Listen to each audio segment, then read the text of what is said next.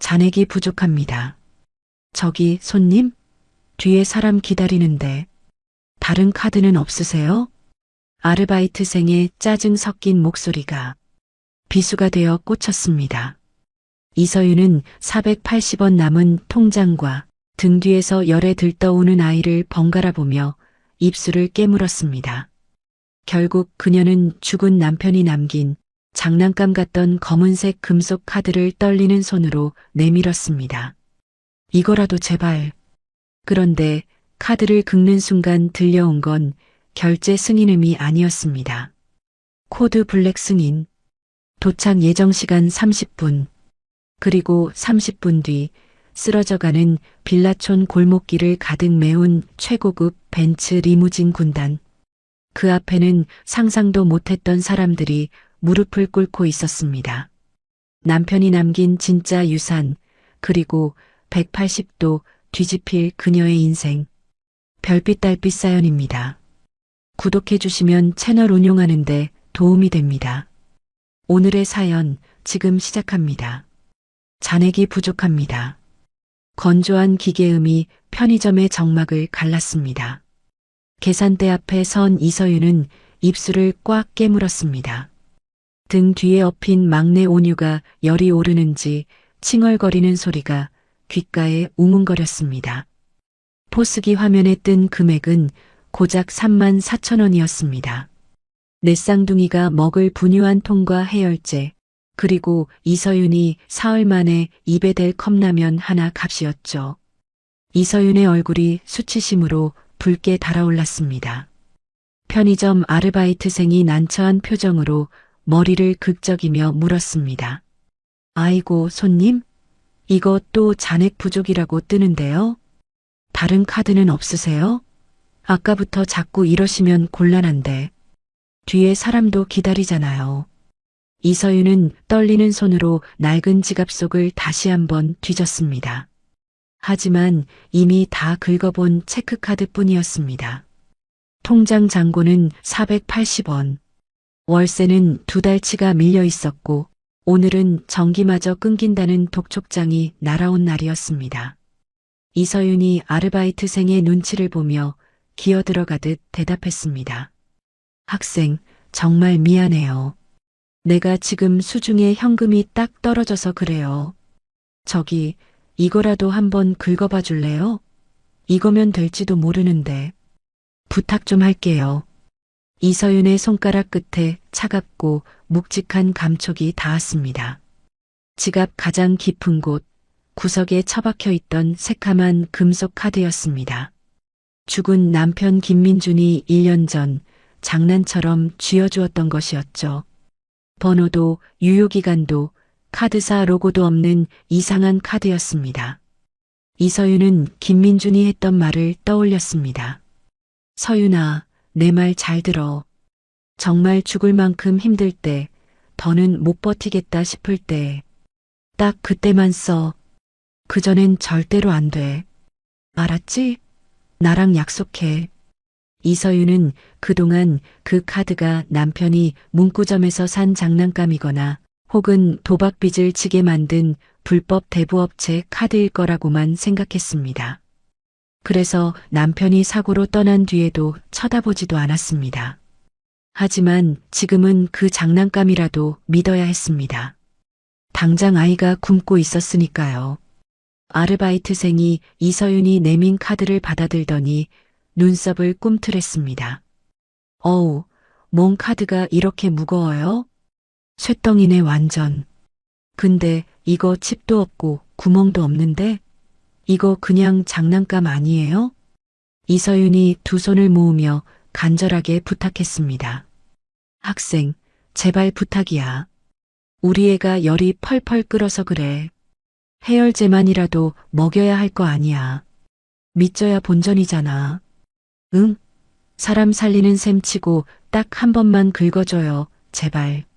아르바이트생은 속는 셈 치고 리더기 옆면에 카드를 긁었습니다. 찌잉 마이너스 경쾌한 승인음이 아니었습니다.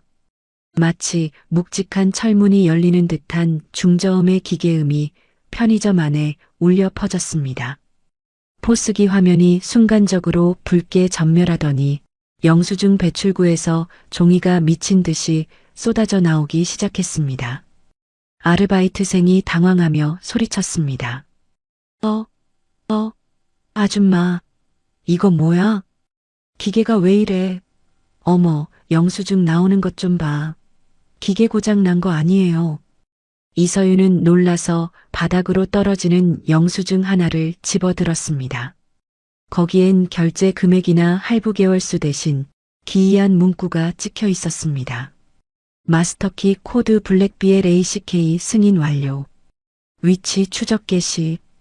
현재 위치 서울시 관악구 신림동 편의점. 도착 예정 시간 30분.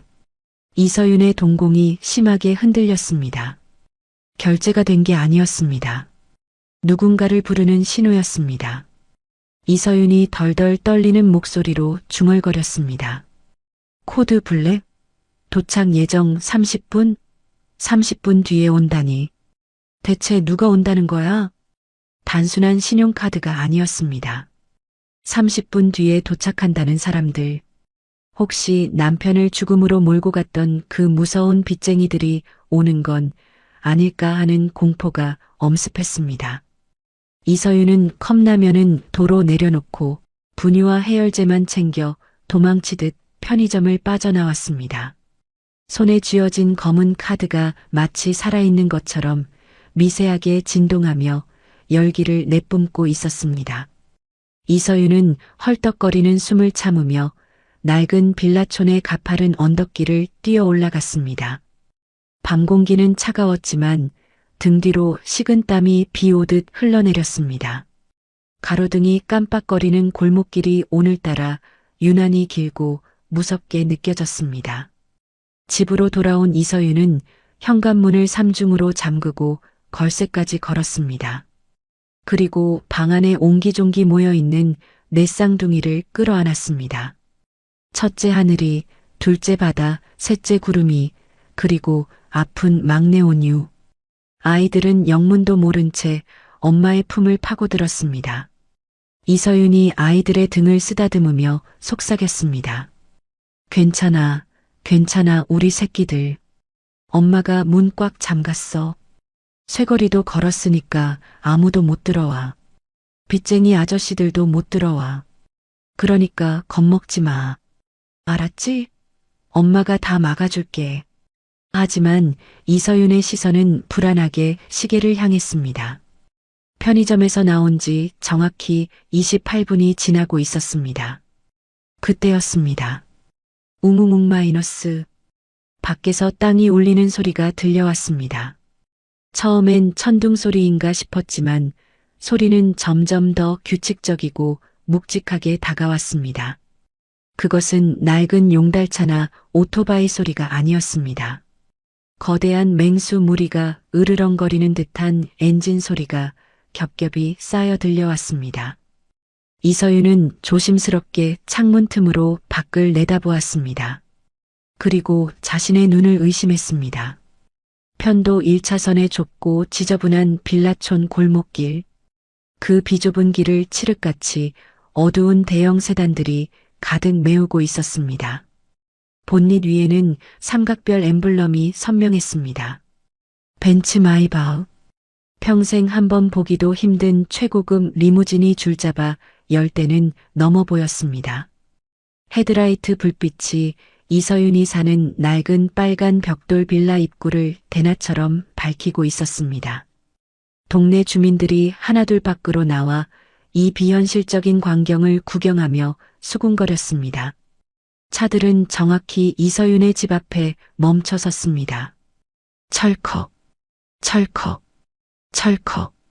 약속이라도 한 듯 10여 대의 차량 문이 동시에 열렸습니다. 차에서 내린 건 검은 정장을 입고 이니어를 낀 건장한 사내들이었습니다. 그들의 숫자는 좋기 30명은 되어 보였습니다. 그들은 군대처럼 일사불란하게 움직여 빌라 입구 양옆으로 도열했습니다. 외부인의 접근을 철저히 차단하겠다는 듯 그들의 표정은 살벌할 정도로 비장했습니다. 이서윤은 다리가 풀려 주저앉았습니다. 어떡해. 정말 빚쟁이들인가 봐. 우리 온유약도 못 먹었는데. 현관문이 쿵쿵 울렸습니다. 계십니까? 이서윤님. 정중하지만 거절을 용납하지 않는 위압감이 느껴지는 중저음의 목소리였습니다. 이서윤은 대답하지 못하고 아이들의 입을 틀어막았습니다. 잠시 후 낡은 철문이 끼익 소리를 내며 뜯겨나가듯 열렸습니다. 문이 잠겨 있었음에도 밖에서 특수장비로 억지로 연 것이 분명했습니다. 현관에 들어선 남자는 백발이 성성한 하지만 매서운 눈빛을 가진 노신사였습니다. 최고급 맞춤 정장을 입은 그는 좁고 곰팡이 냄새나는 방 안을 한번 훑어보더니 구석에서 떨고 있는 이서윤과 넷쌍둥이에게 시선을 고정했습니다. 이서윤은 본능적으로 아이들을 등 뒤로 숨기며 악을 썼습니다. 누구세요? 돈 없어요. 남편 빚은 상속 포기했다고요. 가까이 오지 마세요. 경찰 부를 거예요. 이서윤이 손에 쥐고 있던 검은 카드를 흉기처럼 앞으로 내밀었습니다. 그러자 노신사의 시선이 이서윤의 손끝에 머물렀습니다. 카드를 확인한 순간 노신사의 눈빛이 크게 흔들렸습니다. 그는 그 자리에서 바닥에 털썩 무릎을 꿇었습니다. 흙먼지가 묻은 장판 위에 최고급 정장 바지가 닿았지만 그는 아랑곳하지 않았습니다. 노신사가 떨리는 목소리로 말했습니다. 늦어서 죄송합니다. 비서실장 강현무입니다. 강현무의 행동을 신호로 뒤따라 들어온 수십 명의 검은 정장들이 좁은 현관과 복도, 심지어 창문 밖 골목길에서 일제히 90도로 허리를 숙였습니다. 사모님을 뵙습니다. 우렁찬 복명 소리가 낡은 빌라 전체를 뒤흔들었습니다. 이서윤은 멍한 표정으로 강현무를 내려다보았습니다. 빚쟁이가 아니었습니다. 사모님이라니 대체 이게 무슨 상황인지 도무지 이해가 되지 않았습니다. 강현무가 고개를 들어 이서윤을 바라보며 말했습니다. 손에 들고 계신 그 카드는 단순한 결제 수단이 아닙니다. 혜성그룹 총수의 모든 권한을 대리하는 마스터키입니다. 김민준 전무님께서 만약을 대비해 사모님께 남기신 겁니다. 이서윤이 되물었습니다. 혜성그룹? 민준 씨가 그 대부업체, 아니 금융그룹 사람이라고요? 강현무가 무겁게 고개를 끄덕였습니다. 정확히는 대한민국 지하 경제의 40%를 움직이는 혜성그룹의 유일한 적통 후계자셨습니다. 그동안 신분을 숨기셨던 건 오로지 사모님과 도련님, 아가씨들을 지키기 위해서였습니다. 이서윤은 머리를 한 대 얻어맞은 것 같았습니다. 남편이 100원짜리 하나 아끼려고 쿠폰을 모으던 모습, 월세 낼 돈이 없어 주인집 아주머니에게 사정하던 모습들이 주마등처럼 스쳐 지나갔습니다. 그 모든 게 연기였다니. 강현무가 자리에서 일어나며 정중하게 손을 내밀었습니다. 이곳은 더 이상 안전하지 않습니다. 위치가 노출되었으니 곧 다른 세력이 들이닥칠 수도 있습니다. 모시겠습니다. 가시죠. 이서윤은 얼떨결에 강현무의 안내를 받아 아이들을 데리고 밖으로 나왔습니다. 빌라 앞을 가득 메운 벤츠 리무진들의 위용에 동네 사람들이 숨을 죽이고 지켜보고 있었습니다. 수행원들이 달려와 차 문을 열어주었습니다. 이서윤은 온유를 품에 안고 다른 세 아이들의 손을 잡은 채 가장 큰 리무진 뒷좌석에 앉았습니다. 푹신한 가죽 시트의 감촉과 은은한 실내 조명이 낯설기만 했습니다. 강현무가 조수석에 타자 리무진 군단이 부드럽게 움직이기 시작했습니다. 차창 밖으로 이서윤이 살던 낡은 빌라와 가난했던 골목길이 빠르게 뒤로 밀려났습니다. 이서윤은 손에 쥐어진 검은 카드를 내려다보았습니다. 카드는 여전히 푸른색 빛을 은은하게 내뿜고 있었습니다. 이제 이서윤의 인생은 그리고 내 쌍둥이의 운명은 완전히 다른 궤도로 진입하고 있었습니다. 이서윤이 창밖을 보며 작게 속삭였습니다. 민준 씨, 대체 나한테 뭘 남긴 거야? 해성타워 100층, 펜트하우스 더 헤븐. 엘리베이터 문이 열리자마자 눈부신 광경이 펼쳐졌습니다. 서울의 야경이 발 아래로 보석처럼 깔려 있었고 천장에는 거대한 샹들리에가 별처럼 빛나고 있었죠. 곰팡이 핀 10평 빌라에서 살던 내 쌍둥이는 마치 키즈카페에 온 듯 넓은 거실을 뛰어다녔습니다. 대리석 바닥에 아이들의 발자국 소리가 찰박거렸습니다. 셋째 구름이가 통유리창에 매달려 소리쳤습니다. 우와, 엄마, 여기 구름보다 더 높아. 자동차가 개미만큼 작아. 첫째 하늘이가 동생의 손을 잡으며 말했습니다. 구름아, 위험해. 거기 기대지 마. 이서윤은 넋이 나간 표정으로 거실 한가운데 서 있었습니다. 눈앞의 현실이 도무지 믿기지 않았습니다. 벽에 걸린 그림 하나가 이서윤이 평생 벌어도 못 만질 가격이라는 걸 직감했습니다. 이 모든 것이 남편 김민준의 것이었다니.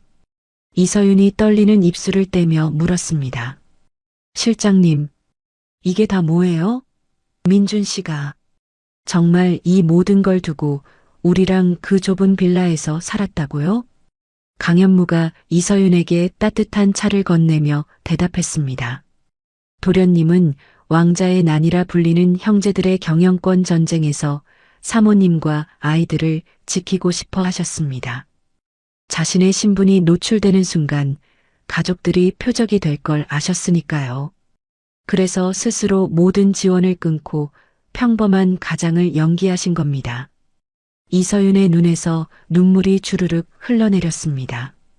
그것도 모르고 나는 민준 씨가 무능하다고 돈 좀 벌어오라고 바가지만 긁었어요.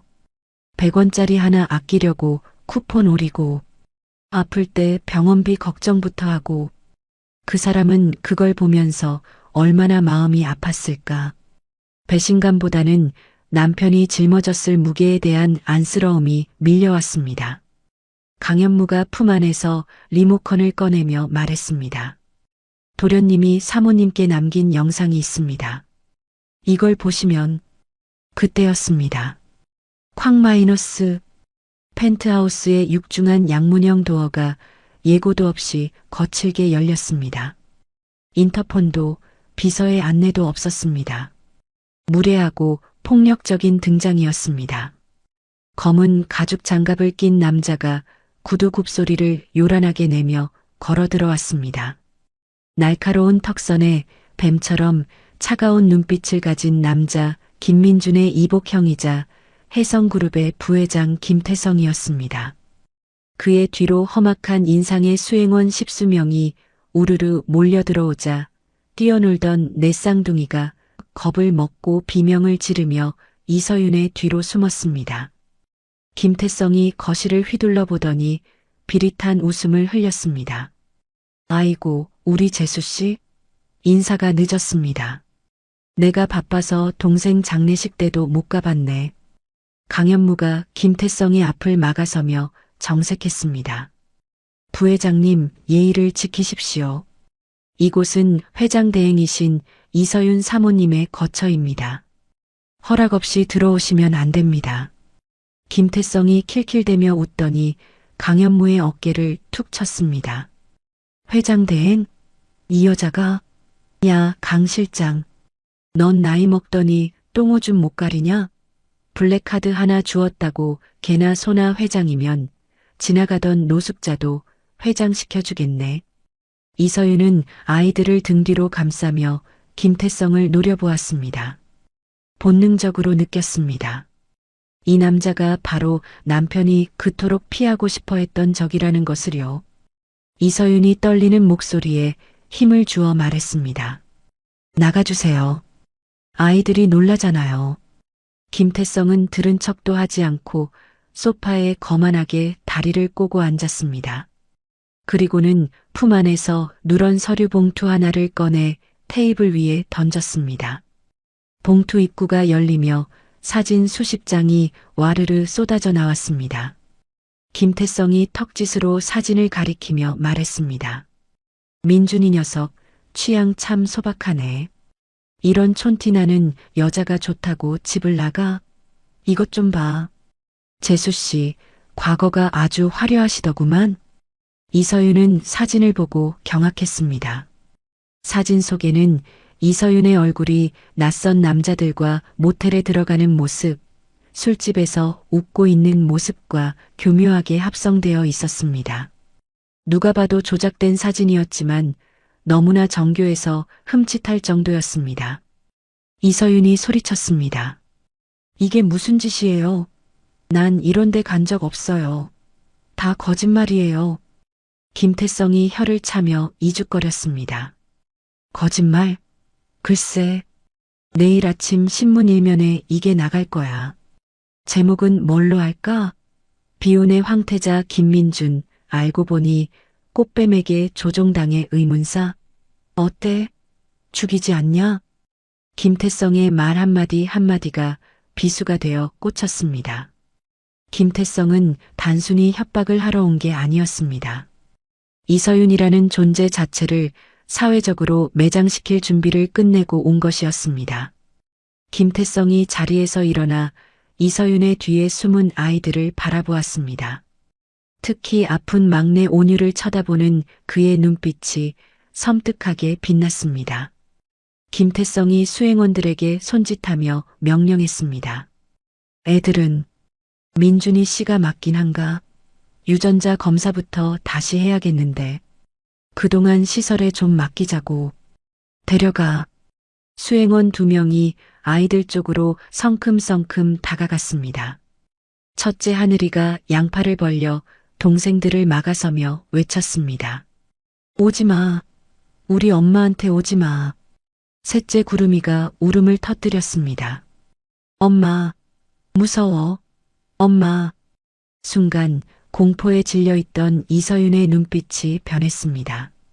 남편의 거짓말도 갑작스러운 부도 혼란스러웠지만 내 새끼들을 건드리는 건 참을 수 없었습니다. 이서윤의 손이 테이블 위에 놓인 묵직한 크리스털 잿더리를 잡았습니다.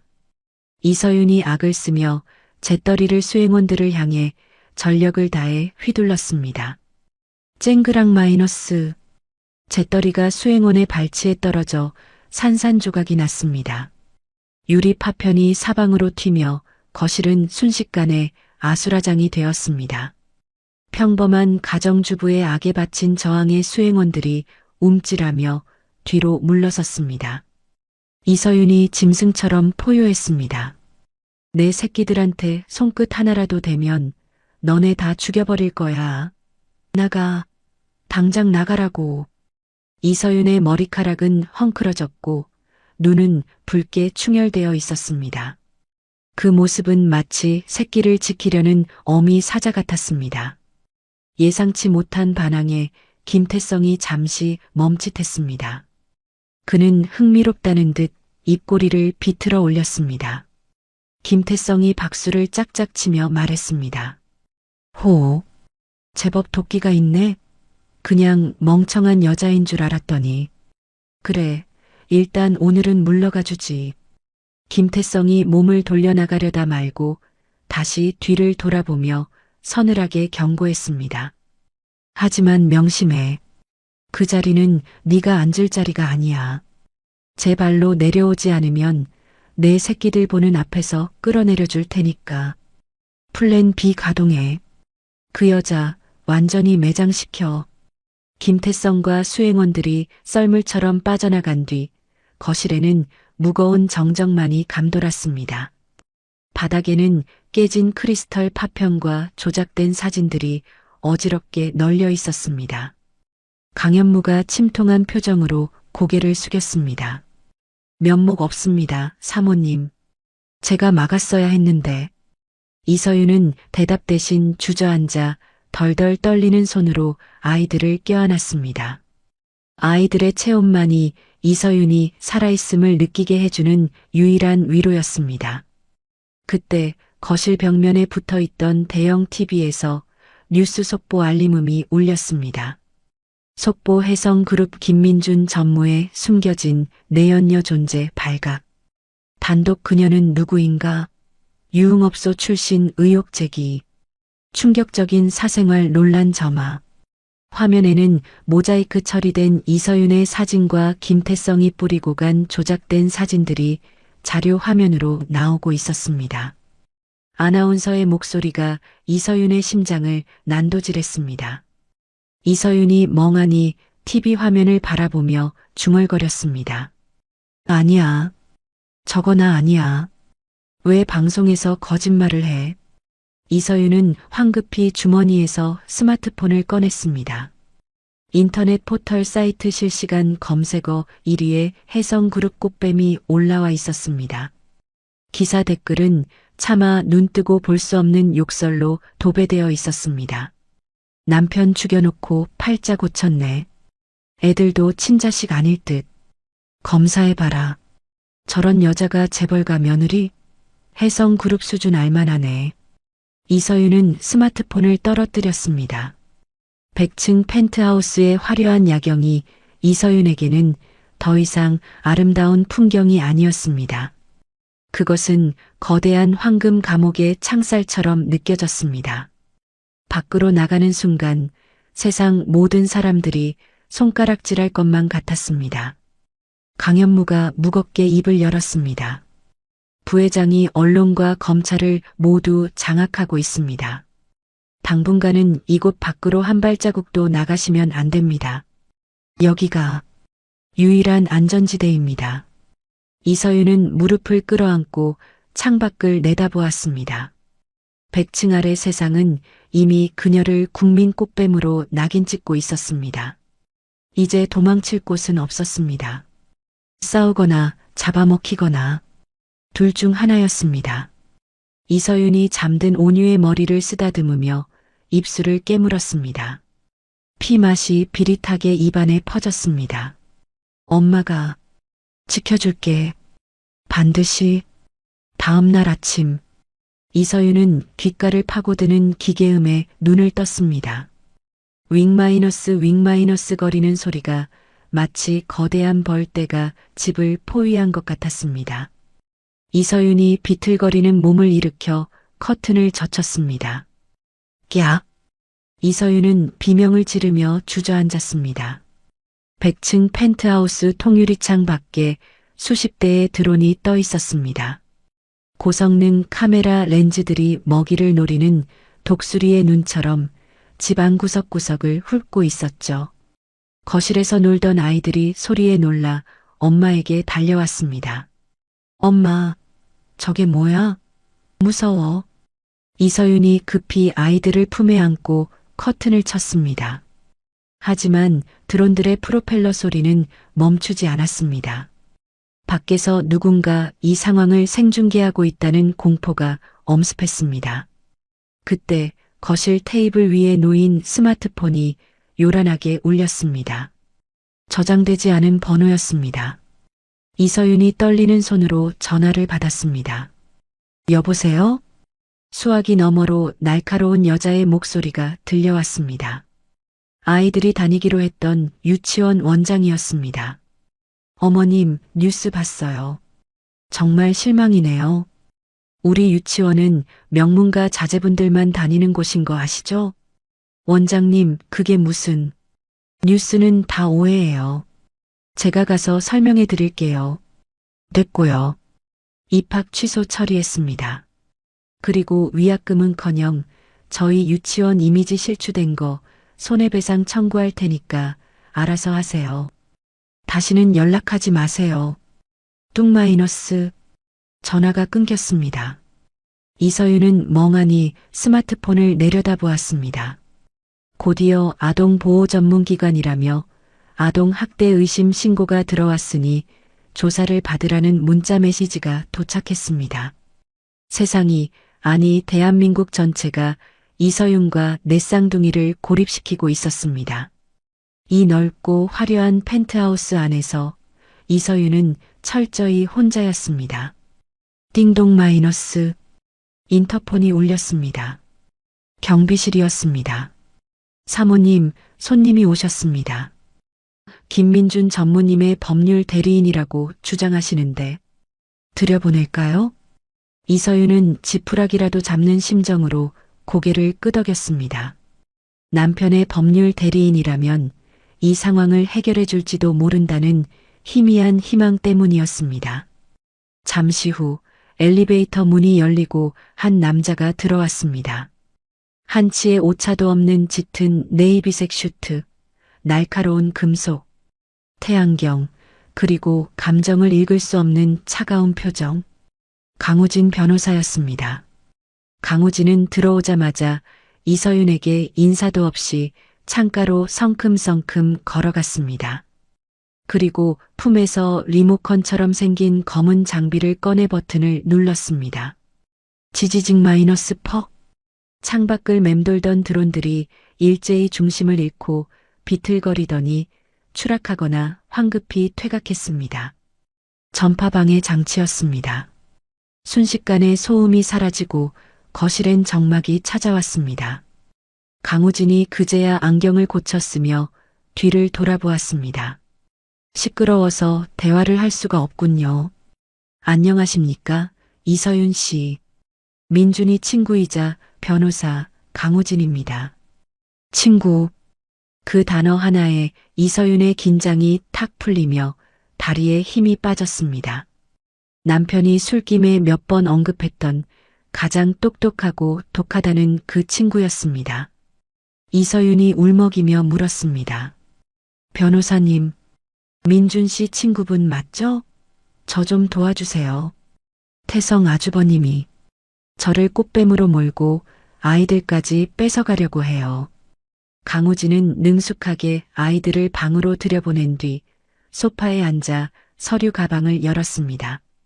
이서윤은 그것이 김태성을 고소할 서류이길 기대하며 맞은편에 앉았습니다. 강우진이 두툼한 서류 뭉치를 테이블 위에 올려놓으며 건조하게 말했습니다. 현실적으로 말씀드리죠. 이서윤 씨는 김태성 부회장을 이길 수 없습니다. 이서윤의 표정이 굳어졌습니다. 네, 무슨 말씀이세요? 강우진이 차가운 눈빛으로 말을 이었습니다. 자금, 인맥, 언론 장악력, 모든 면에서 계란으로 바위치기입니다.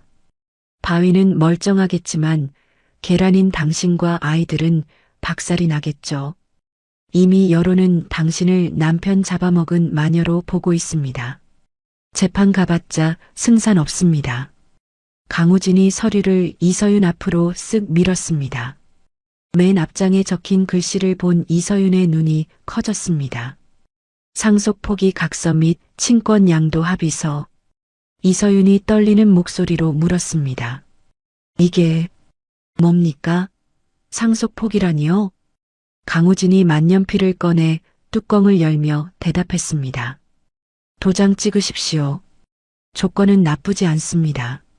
현금 50억 그리고 아이들과 함께 해외로 이주할 수 있는 신분 세탁 비용까지. 혜성그룹 근처에는 얼씬도 하지 않는 조건으로 태성 형님이 합의한 내용입니다. 이서윤이 기가 막히다는 듯 헛웃음을 터뜨렸습니다. 지금 아이들 팔아서 도망치라는 거예요? 남편이 목숨 걸고 지킨 회사를 저 살인마한테 넘기고 당신 민준 씨 친구라면서요. 어떻게 친구 아내한테 이런 짓을 해요. 이서윤이 서류를 밀어내자 강우진이 비릿하게 웃으며 스마트폰을 꺼냈습니다. 친구라. 민준이가 당신을 정말 아내로 생각했을까요? 강우진이 녹음 파일을 재생했습니다. 노이즈가 섞여 있지만 분명 남편 김민준의 목소리였습니다. 아, 지긋지긋해. 우진아, 나도 이제 한계야. 서윤이? 그냥 착해서 데리고 사는 거지. 솔직히 내 핏줄인지도 확실치 않잖아. 그냥 적당히 돈 쥐어주고 끝내고 싶은데. 형 눈치가 보여서 원. 이서윤의 심장이 쿵 내려앉았습니다. 숨을 쉴 수가 없었습니다. 남편의 목소리가 맞는데 내용은 도저히 믿을 수 없는 말들이었습니다. 이서윤이 귀를 막으며 소리쳤습니다. 거짓말이야. 이건 조작이에요. 민준 씨가 이럴 리 없어. 강우진이 녹음기를 끄며 쐐기를 박았습니다. 민준이는 철저한 비즈니스맨이었습니다. 당신과의 결혼도 형의 눈을 피하기 위한 위장이었을 뿐입니다. 당신은 이용당한 겁니다. 인정하세요. 강우진이 몸을 앞으로 숙이며 이서윤의 눈을 똑바로 쳐다봤습니다. 그의 안경 너머 눈빛이 먹이를 노리는 맹수처럼 번뜩였습니다. 이서윤 씨, 감정적으로 굴지 말고 모성애를 발휘하세요. 당신이 욕심부리면 막내 아들 온유, 치료도 못 받고 죽습니다. 김태성 부회장이 의료재단 이사장인 건 아시죠? 당신이 버티면 국내 어느 병원에서도 온유를 받아주지 않을 겁니다. 블랙리스트에 올리겠다고 했습니다. 이서윤은 벼랑 끝에 선 기분이었습니다. 믿었던 남편의 배신, 아이의 목숨을 담보로 한 협박, 그리고 유일한 아군인 줄 알았던 친구의 차가운 회유. 머릿속이 하얗게 변했습니다. 그래. 나만 포기하면 돼. 나만 눈 감으면 아이들은 살아. 50억이면 평생 잘 살 수 있어. 이서윤은 자포자기한 심정으로 강우진이 내민 만년필을 쥐었습니다. 손이 미친 듯이 떨렸습니다. 종이 위로 펜촉을 가져가려는 순간이었습니다. 벌컥 마이너스. 안방 문이 열리고 첫째 하늘이가 달려나왔습니다. 아이의 얼굴은 눈물범벅이었습니다. 엄마, 하지마. 그거 쓰지마. 하늘이가 이서윤의 다리를 붙잡고 매달렸습니다. 강우진이 미간을 찌푸리며 쳐다보았지만 하늘이는 아랑곳하지 않고 울먹이며 소리쳤습니다. 아빠가 그랬어. 절대 포기하지 말라고. 엄마는 약해 보여도 세상에서 제일 강한 사람이라고. 그러니까 도망가지 말라고 아빠가 그랬단 말이야. 이서윤의 손이 허공에서 멈췄습니다. 아이의 울음소리가 이서윤의 정신을 번쩍 들게 했습니다. 아빠가 그랬어. 그 순간 이서윤의 시선이 거실 책장 구석에 꽂혀있던 낡은 노트에 머물렀습니다. 1년 전 남편이 매일 밤 썼던 사랑하는 둥이들에게라고 적힌 태교 일기장이었습니다. 이서윤의 머릿속에 남편이 했던 농담 같던 말이 스쳐 지나갔습니다. 서윤아, 나중에 혹시라도 내가 널 버린다는 소리가 들리면 태교 일기장 100페이지 셋째 줄을 기억해. 내 진짜 마음은 거기 숨겨뒀어. 알았지? 그때는 그저 임신 우울증 걸리지 말라고 해주는 달콤한 말인 줄 알았습니다.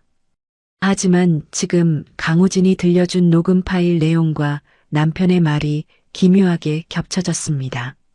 내가 널 버린다는 소리가 들리면. 이서윤은 쥐고 있던 만년필을 천천히 내려놓았습니다. 눈빛이 흔들림을 멈추고 차분하게 가라앉았습니다. 강우진이 재촉했습니다. 뭐 하십니까? 얼른 사인하시죠. 태성 형님 인내심이 그리 길지 않습니다. 이서윤이 자리에서 일어나며 말했습니다. 잠시만요. 확인할 게 있어요. 이서윤은 홀린 듯 책장으로 걸어갔습니다. 강우진이 의아한 표정으로 안경을 고쳤으며 이서윤의 뒷모습을 예의주시했습니다. 이서윤은 떨리는 손으로 먼지 쌓인 태교 일기장을 꺼내 들었습니다. 낡은 노트의 감촉이 손끝에 전해졌습니다. 이것이 단순한 추억인지 아니면 남편이 남긴 마지막 동화줄인지 확인해야 했습니다. 이서윤이 강우진을 등지고 일기장을 펼쳤습니다. 숨막히는 정적이 펜트하우스 거실을 감쌌습니다. 그날 밤 창밖에는 거센 비바람이 몰아치고 있었습니다. 번개가 번쩍일 때마다 100층 펜트하우스 거실이 하얗게 질린 듯 빛났다가 다시 어둠에 잠겼습니다. 이서윤은 강우진의 날카로운 시선을 등 뒤로 느끼며 책장 앞에 섰습니다. 손에 들린 낡은 태교 일기장은 세월의 흔적으로 모서리가 닳아 있었습니다. 제발, 그냥 농담이 아니었기를. 이서윤은 떨리는 손으로 일기장을 펼쳤습니다. 100페이지. 남편이 말했던 그곳에는 평범한 일기가 적혀 있었습니다. 오늘은 우리 둥이들이 발길질을 세게 했다. 아빠 닮아서 힘이 장사인가 보다. 서윤이가 아파서 찡그리는데 대신 아파줄 수도 없고 미안하다. 평범한 내용이었습니다. 이서윤의 심장이 쿵 내려앉았습니다. 정말 그냥 추억일 뿐이었나 싶어 절망하려던 찰나 손끝에 닿는 종이의 질감이 묘하게 두꺼웠습니다. 이서윤이 종이 끝을 손톱으로 살살 긁어보았습니다. 종이 2장이 교묘하게 풀로 붙어 있었습니다. 이서윤이 힘을 주어 종이를 뜯어내자 그 사이에 숨겨져 있던 손톱만한 칩 하나가 툭 하고 바닥으로 떨어졌습니다. 마이크로 SD 카드였습니다. 이서윤은 황급히 칩을 주워 자신의 스마트폰에 끼워 넣었습니다. 잠시 후 화면에 동영상 파일 하나가 떴습니다. 재생 버튼을 누르자 병실에 앉아 있는 남편 김민준의 모습이 나타났습니다. 헬쑥한 얼굴에 링거를 꽂은 그는 금방이라도 쓰러질 것처럼 위태로워 보였습니다. 영상 속 김민준이 힘겹게 입을 열었습니다. 서윤아, 이 영상을 보고 있다면 내가 죽었다는 거네. 미안해. 끝까지 곁에 있어주지 못해서. 이서윤이 입을 틀어막고 흐느꼈습니다. 화면 속 김민준이 기침을 심하게 하더니 피가 섞인 가래를 뱉어냈습니다. 그는 거친 숨을 몰아쉬며 카메라를 응시했습니다. 눈빛만은 살아있었습니다. 지금 내 앞에 우진이가 와 있지? 아마 너한테 모진 말을 하면서 상속 포기 각서를 내밀고 있을 거야. 그거 내가 시킨 거야. 이서윤이 놀라서 화면을 더 가까이 끌어당겼습니다. 태성 형은 의심이 많은 사람이야. 내 사람이 확실하지 않으면 너와 아이들을 죽일 거야.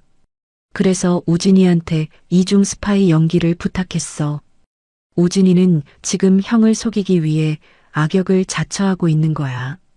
이서윤은 멍하니 뒤를 돌아보았습니다. 강우진은 여전히 소파에 앉아 차가운 표정으로 시계를 보고 있었습니다. 저 표정이 전부 연기라니. 김민준의 목소리가 이어졌습니다. 서윤아, 선택해. 네가 만약 무서워서 도망치고 싶다면 그냥 그 각서에 사인하고 50억 받아서 떠나. 그게 너랑 아이들이 안전하게 사는 길일 수도 있어. 나 원망하지 않을게. 김민준이 잠시 말을 멈추더니 결연한 표정으로 말을 이었습니다. 하지만 만약 네가 억울해서 미치겠다면 내 아이들과 회사를 저 짐승 같은 형한테 뺏기기 싫다면 싸워야 해. 네가 싸우기로 결심했다면 지금 당장 각서를 찢어버리고 우진이의 뺨을 때려. 뭐? 이서윤이 저도 모르게 중얼거렸습니다. 그게 우리 둘만의 신호야. 네가 우진이 뺨을 때리는 순간 우진이는 내 충실한 사냥개가 되어서 널 지켜줄 거야. 서윤아, 난 널 믿어. 넌 강한 엄마잖아. 영상이 끝났습니다. 화면은 암전되었지만 이서윤의 가슴 속에는 뜨거운 불덩이가 치솟아 올랐습니다. 남편은 죽는 순간까지 아내와 아이들을 지키기 위해 이 모든 판을 짜놓았던 것입니다. 이서윤은 눈물을 쓱 닦아냈습니다. 눈동자에 서려있던 두려움이 사라지고 그 자리에 서슬퍼런 도끼가 들어찼습니다. 이서윤이 자리에서 일어났습니다. 강우진이 지루하다는 듯 안경을 벗어닦으며 말했습니다. 다 보셨습니까? 추억팔이 그만하시고 이제 도장 찍으시죠. 이서윤은 대답 없이 성큼성큼 걸어가 테이블 앞에 섰습니다. 그리고 강우진이 애지중지하던 상속 포기 각서를 두 손으로 집어들었습니다. 강우진이 미간을 찌푸리며 물었습니다. 지금 뭐 하시는 겁니까? 찌잉 마이너스. 이서윤은 대답 대신 서류를 반으로 찢어버렸습니다. 그것도 모자라 갈기갈기 찢어 공중에 흩뿌렸습니다. 하얀 종이 조각들이 눈송이처럼 거실 바닥으로 떨어져 내렸습니다. 강우진이 당황하며 자리에서 벌떡 일어났습니다. 이봐요. 당신 미쳤습니까? 이게 얼마짜리 문서인 줄 알아. 이서윤은 강우진에게 바짝 다가갔습니다.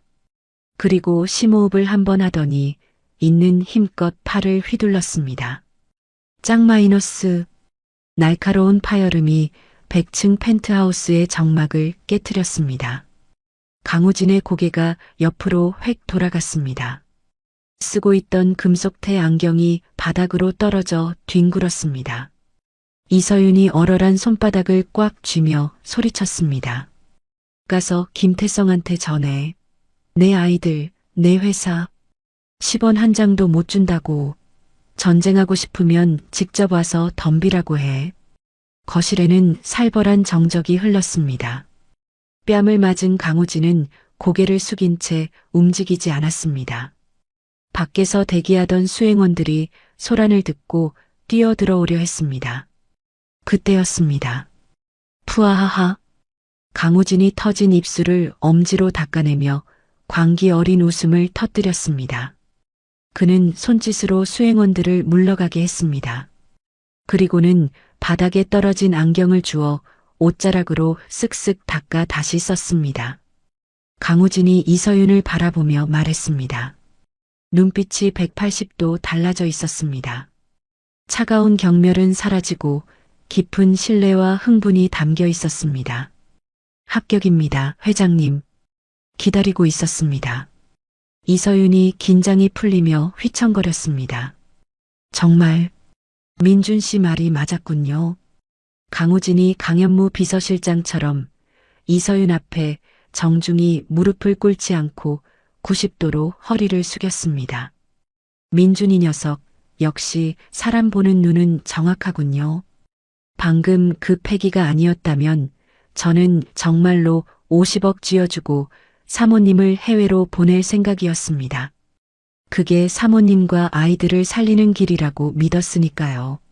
강우진은 자신의 가방 깊숙한 곳 이중 바닥을 뜯어내더니 또 다른 외장 하드 디스크와 서류 뭉치를 꺼냈습니다. 서류 표지에는 프로젝트 네메시스 복수라고 적혀 있었습니다. 강우진이 서류를 이서윤에게 넘기며 설명했습니다. 이건 김태성 부회장이 지난 10년간 저지른 횡령, 주가 조작, 비자금 장부입니다. 그리고 결정적으로 민준이 차 브레이크를 조작하라고 지시하는 통화 녹음 파일 원본이 들어 있습니다. 이서윤은 믿기지 않는다는 표정으로 서류를 넘겼습니다. 그곳엔 김태성을 단번에 감옥으로 보내고도 남을 치명적인 증거들이 빼곡했습니다. 이서윤이 떨리는 목소리로 물었습니다. 이걸 다 모으고 있었던 거예요? 강우진이 고개를 끄덕였습니다. 태성 형님은 제가 이중 간첩인 줄 꿈에도 모릅니다. 저는 형님의 최측근 변호사로서 내일 아침 주주총회 때 형님을 가장 높은 곳에서 추락시킬 겁니다. 강우진이 이서윤에게 손을 내밀었습니다. 저를 도구로 쓰십시오. 내일 주주총회 그곳이 바로 김태성의 장례식이자 사모님의 취임식이 될 겁니다. 준비되셨습니까? 이서윤은 잠시 안방 쪽을 바라보았습니다. 세상 모르고 잠들어 있을 하늘이, 바다, 구름이, 온유. 더 이상 도망치는 겁쟁이 엄마는 없었습니다. 이서윤은 강우진의 손을 굳게 맞잡았습니다. 네. 그 인간 짓밟아주러 가죠. 우리 남편이 당한 만큼 똑같이 갚아줄 거예요. 그날 밤 이서윤은 잠들지 않았습니다. 강우진과 마주 앉아 방대한 분량의 경영 자료와 김태성의 비리 증거들을 머릿속에 집어넣었습니다. 생전 처음 보는 회계 용어와 법률 용어들이 낯설었지만 이서윤은 스펀지처럼 흡수했습니다. 남편이 남긴 마지막 숙제였으니까요. 강우진이 커피를 타주며 물었습니다. 피곤하지 않으십니까? 벌써 새벽 4시입니다. 이서윤이 눈을 비비며 대답했습니다. 괜찮아요. 아이 내 키울 때는 3일 밤새운 적도 있어요. 이 정도는 아무것도 아니에요. 이서윤의 눈빛은 시간이 지날수록 더욱 또렷해졌습니다. 평범했던 주부의 얼굴에서 도끼와 카리스마가 배어나오기 시작했습니다. 어느덧 창밖에 비바람이 잦아들고 동쪽 하늘이 붉게 물들기 시작했습니다. 결전의 날이 밝아오고 있었습니다. 이서윤은 옷방으로 들어갔습니다. 그곳에는 남편이 생전에 선물했던 하지만 너무 비싸고 화려해서 한 번도 입지 못하고 아껴두었던 옷이 걸려 있었습니다. 순백의 정장 슈트. 이서윤은 낡은 티셔츠와 청바지를 벗어 던졌습니다. 그리고 하얀 정장을 입고 거울 앞에 섰습니다. 딱 맞는 핏, 날카로운 옷깃. 거울 속의 여자는 더 이상 편의점에서 동전 세던 가난한 엄마가 아니었습니다. 혜성그룹의 주인이었습니다. 이서윤이 립스틱을 짙게 바르며 거울 속 자신에게 말했습니다. 잘 봐, 김태성. 당신이 건드린 여자가 누군지 똑똑히 보여줄 테니까. 거실로 나오자 강우진과 강현모 실장, 그리고 수십 명의 경호원이 대기하고 있었습니다. 그들은 하얀 정장을 입은 이서윤을 보자마자 일제히 고개를 숙였습니다. 강우진이 문을 열며 말했습니다. 가시죠, 회장님. 이서윤은 굳게 닫힌 펜트하우스 문을 나섰습니다. 그녀의 구두 굽소리가 복도에 당당하게 울려 퍼졌습니다. 또각, 또각. 그것은 전쟁을 알리는 진군가였습니다. 오전 10시 혜성그룹 본사 대회의실은 폭풍전야 같은 긴장감이 감돌았습니다. 단상 위에는 제5대 회장 김태성 취임식이라고 적힌 거대한 현수막이 걸려 있었습니다. 김태성은 최고급 이탈리아산 슈트를 입고 단상 중앙에 서서 만족스러운 표정으로 회의실을 꽉 채운 주주들을 내려다보았습니다. 그의 눈빛에는 승자의 오만함이 가득했습니다. 김태성이 마이크를 잡고 입을 열었습니다. 존경하는 주주 여러분, 제 동생 김민준 전무의 불미스러운 사생활로 심려를 끼쳐드려 대단히 송구합니다. 그가 남긴 빚과 오명, 제가 깨끗이 씻어내겠습니다. 오늘부로 혜성그룹은 새롭게 태어날 것입니다. 곳곳에서 김태성이 심어둔 사람들이 박수를 유도하자 영문을 모르는 주주들도 얼떨결에 손뼉을 쳤습니다. 김태성은 입꼬리를 비틀어 올리며 회심의 미소를 지었습니다.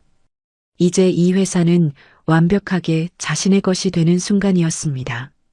김태성이 목소리를 높였습니다.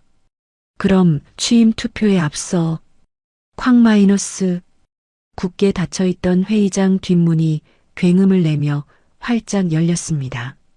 수백 명의 시선이 일제히 문 쪽으로 쏠렸습니다. 카메라 플래시가 번개처럼 터지기 시작했습니다. 그 눈부신 빛 속에서 한 여자가 걸어 들어왔습니다. 머리부터 발끝까지 눈이 시릴 정도로 하얀 순백의 정장 슈트를 입은 이서윤이었습니다. 그녀의 양옆에는 강우진과 강현모 실장, 그리고 수십 명의 경호원이 철통같이 호위하고 있었습니다. 이서윤은 망설임 없이 또각또각 구두 굽소리를 내며 단상을 향해 직진했습니다. 그 당당한 기세에 좌중이 압도되어 길을 터주었습니다. 김태성이 당황하여 소리쳤습니다. 뭐야? 경비, 저 여자 안 끌어내고 뭐해? 하지만 경호원들은 움직이지 않았습니다. 이미 강현무 실장이 손을 써둔 덕분이었죠. 이서윤은 단상 위로 올라가 김태성의 코앞에 섰습니다. 그리고 김태성의 손에 들린 마이크를 낚아채듯 빼앗았습니다. 이서윤이 주주들을 향해 또렷한 목소리로 말했습니다. 반갑습니다. 김민준 전무의 아내이자 그룹 지분의 40%를 상속받은 이서윤입니다. 장내가 술렁이기 시작했습니다. 저 여자가 뉴스에 나온 그 꽃뱀 아냐?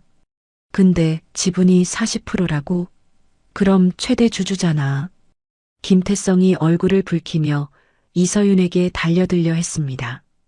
이 미친 여자가 여기가 어디라고 감히. 야, 강우진, 너 일 처리를 어떻게 한 거야? 각서 받아오랬잖아. 김태성이 강우진을 노려보며 고함을 질렀습니다. 강우진은 천천히 안경을 고쳤으며 김태성을 바라보았습니다. 그리고는 이서윤의 뒤로 가서 정중히 섰습니다. 강우진이 차갑게 말했습니다.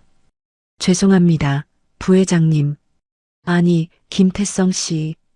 저는 회장님의 법률 대리인으로서 이 자리에 섰습니다. 뭐?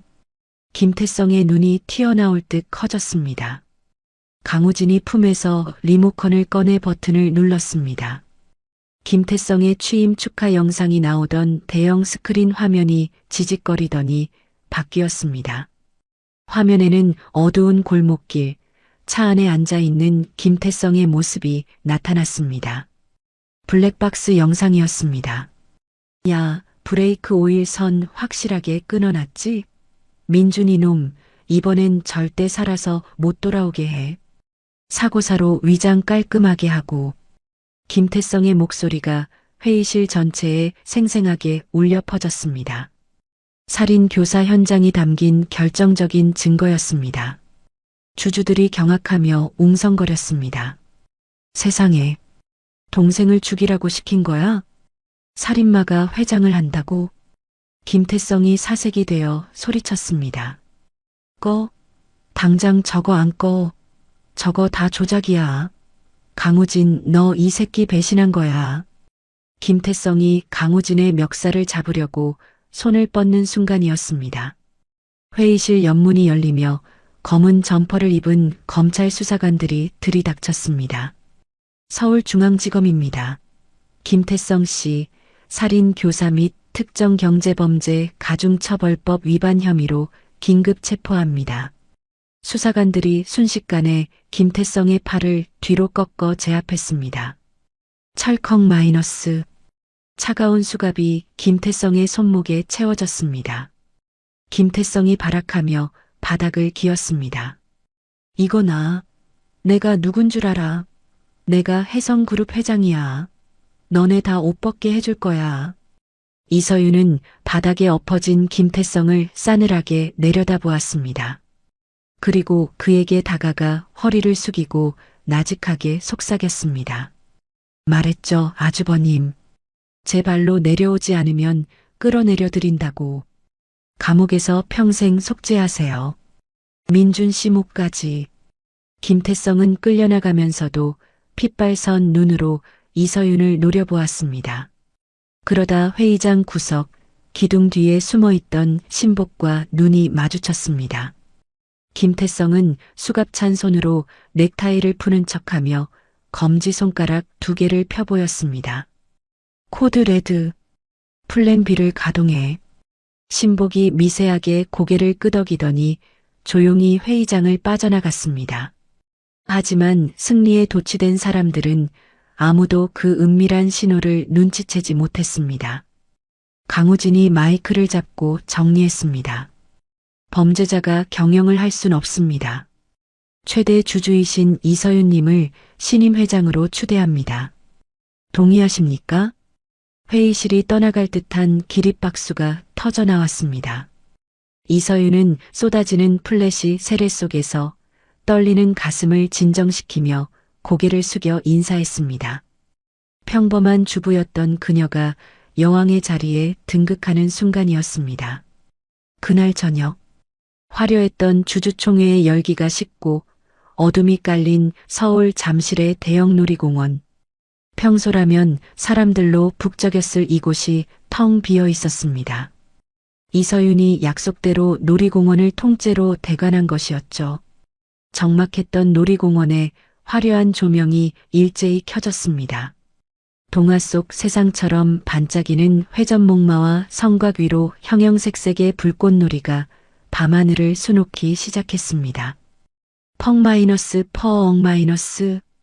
우와, 엄마, 저거 봐. 불꽃이 하트 모양이야. 나는 별 모양. 하늘이, 바다, 구름이, 온유. 내 쌍둥이는 머리에 귀여운 동물 머리띠를 하고 텅 빈 놀이공원을 전세낸 듯 뛰어다녔습니다. 아이들의 손에는 얼굴만 한 솜사탕이 들려 있었습니다. 까르르르. 아이들의 웃음소리가 놀이공원에 가득 찼습니다. 항상 돈 때문에 안 돼, 비싸, 다음에라는 말만 입에 달고 살았던 이서윤의 눈시울이 붉어졌습니다. 이서윤은 벤치에 앉아 아이들을 흐뭇하게 바라보았습니다. 강우진이 다가와 캔커피를 건넸습니다. 오늘 정말 멋졌습니다, 회장님. 민준이가 봤으면 기립박수를 쳤을 겁니다. 이서윤이 커피를 받아들며 미소 지었습니다. 변호사님 덕분이에요. 정말 꿈만 같아요.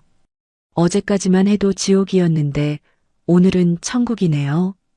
강우진도 벤치에 앉아 밤하늘을 올려다보았습니다. 이제 다 끝났습니다. 태성 형님은 구치소로 갔고 증거가 워낙 명백해서 무기징역을 피하기 힘들 겁니다. 이제 사모님과 아이들은 행복할 일만 남았습니다. 이서윤은 고개를 끄덕였습니다.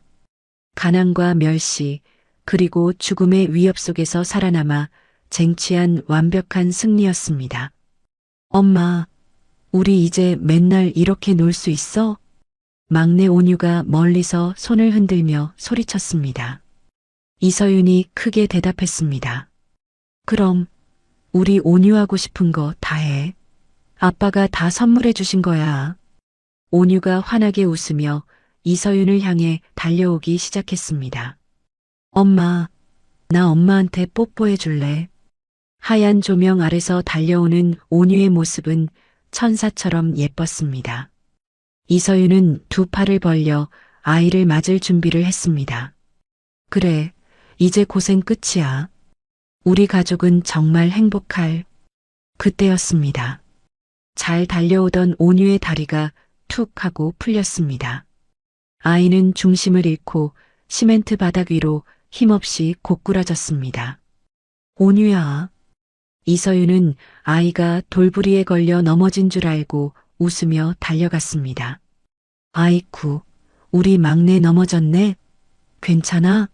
어디 안 다쳐?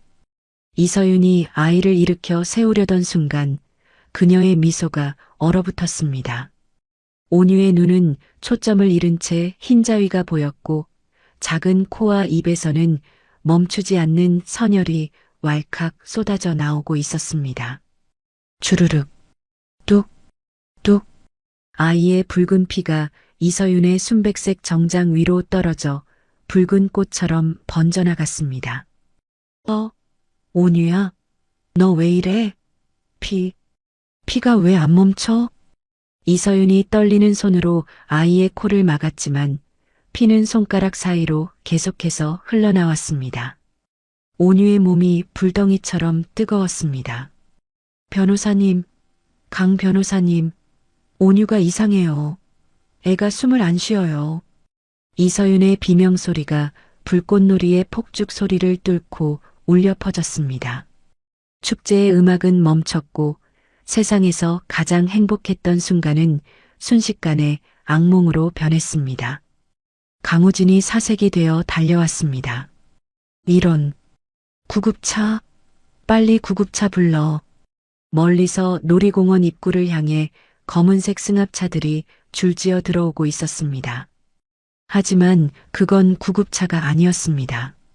김태성의 지시를 받은 플랜 B의 실행자들이 병원과 이서윤의 동선을 조여오고 있었습니다. 이서윤은 피범벅이 된 아이를 끌어안고 오열했습니다. 그녀의 흰옷은 이제 붉게 물들어 있었습니다. 온유야, 눈 좀 떠봐. 엄마 무서워. 제발. 삐뽀 마이너스 삐뽀 마이너스. 요란한 사이렌 소리가 밤거리를 찢어발겼습니다. 이서윤은 흔들리는 구급차 안에서 피투성이가 된 막내 온유의 손을 잡고 하염없이 눈물을 흘렸습니다. 아이의 얼굴은 밀가루처럼 하얗게 질려 있었고 가슴은 얕고 빠르게 오르내리고 있었습니다. 온유야, 조금만 참아. 엄마 여기 있어. 응? 제발 눈 좀 떠봐. 해성병원 VIP 응급센터에 도착하자마자 의료진이 벌떼처럼 달라붙었습니다. 산소 포화도 떨어집니다. 기도 확보해. 수혈팩 가져와, 빨리. 이서윤은 수술실 문 앞에서 주저앉았습니다. 화려한 불꽃놀이는 지옥 같은 비명과 소독약 냄새로 바뀌어 있었습니다. 따라온 강우진과 강현무 실장이 침통한 표정으로 서 있을 뿐이었습니다. 1시간쯤 지났을까 수술실 문이 열리고 주치의가 나왔습니다. 그는 이서윤의 얼굴을 똑바로 쳐다보지 못하고 고개를 떨궜습니다. 이서윤이 다급하게 주치의의 가운을 잡고 물었습니다. 선생님, 우리 온유 괜찮죠? 그냥 코피가 좀 많이 난 거죠? 그렇죠? 주치의가 무겁게 입을 열었습니다. 죄송합니다, 회장님. 마음의 준비를 하셔야겠습니다.